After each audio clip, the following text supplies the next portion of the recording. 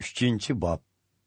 Shu chog'larda cho'mildirguvchi Yahyo Yahudiya o'lkasining cho'llik rayonlariga kelib, ta'lim berib, kishilarga yomon yo'llaringlardan yenib, tavba qilinglar.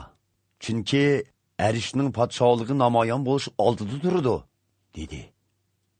Cho'mildirguvchi Yahyo ilgari Yashaya payg'ambar tilga olgan kishi bo'lib, u mundaq degan: Bayavonda bir kishi dilinglarni Rabbimizning kelishiga tayyor qilinglar, uning yo'llarini tuz qilinglar deb to'g'laydi.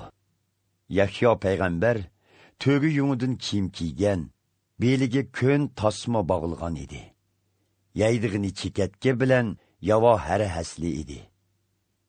Yerusalim shahridan, jumladan butun Yahudiya o'lkasidan va Iordan daryo vodilaridan kishilar uning oldiga kelishib, gunohlarini iqror qilishdi va uning o'zini Iordan daryosida cho'mildirishini qabul qilishdi.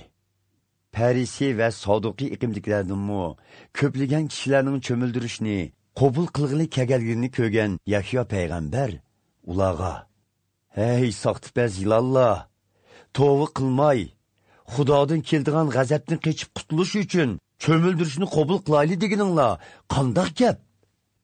Agar gunohlarimizga tavba qildik desanglar, uni harakatinglar bilan isbotlanglar.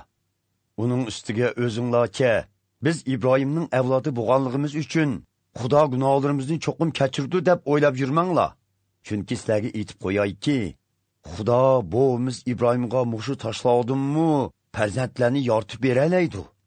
Palta daraxtning yiltizga yaqinlashgandek, Xudoning g'azabi endi sizlarga yetib kelish oldida yaxshi meva bermaydigan daraxtlar kesilib, o'tqa tashlandi. Men sizlarni qilgan tovanglar uchun sug'li cho'mildirman. Lekin mendan keyin texmi qudratlik biri keladi. Men hatto uning oyig'ini ko'tarishga loyiq emasman. U sizlarni muqaddas ruhga ham o'tqa cho'mildirdi. U qo'lidagi kurak bilan xamondagi sap bug'doyni ambarga, somunini o'chmas o'tqa tashlaydigan odamga o'xshash hamma insonni ayiridi, dedi. Shu kunlarda Hazrati Ayso Yahyo payg'ambardan cho'mildirishni qabul qilish uchun Galiliya o'lkasidan Iordan daryosi bo'yiga keldi. Biroq Yahyo payg'ambar uni cho'mildirishga unumay: "Sening mening oldimga kelganing nemisi? Men cho'mildirishni asli sendan qabul qilishim kerak edi-ku", dedi. Lekin Hazrati Ayso javoban: "Hozir mushundoq bo'lsin. Chunki Xudoning irodasini amalga oshirish uchun shundoq qilishimiz to'g'ridir", dedi.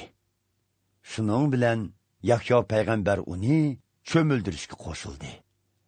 Hazrati Ayso cho'mildirilib, suvdan chiqishiga osmon yerildi.